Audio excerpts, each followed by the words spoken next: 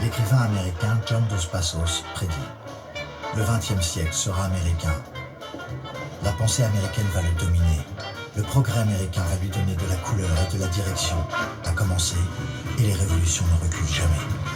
That's a woman!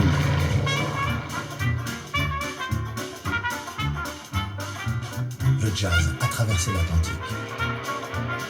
À Paris, Joséphine Baker donne le ton. Lorsque l'écrivain français Jean Cocteau la découvre, il s'écrie: l'érotisme vient de trouver son style. Ce sont les années folles de Montmartre ou de Montparnasse. Paris est une fête sera le titre du dernier livre d'Ernest Hemingway. Il écrit: vivre à Paris, c'était comme si l'on vous avait fait don d'un trésor.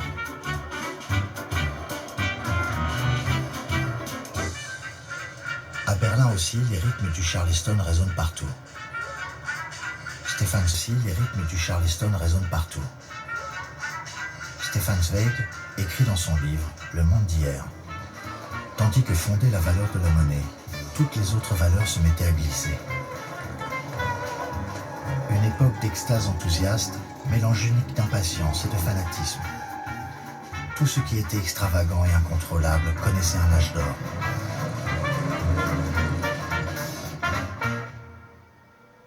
Dans la folie ambiante de ces années d'après-guerre, les uns voudront se sentir vivants pour enfouir à jamais le souvenir du désastre et de la mort.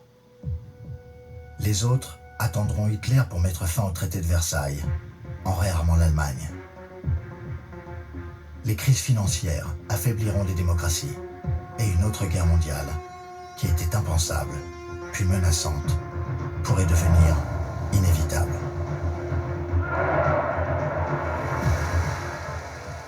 Pourtant, après le 11 novembre 1918, les uns et les autres ont montré leur formidable capacité à revivre. Mais sauront-ils se battre pour que la prochaine guerre soit enfin la dernière? Sauront-ils préserver la paix? C'était l'apocalypse, la paix impossible.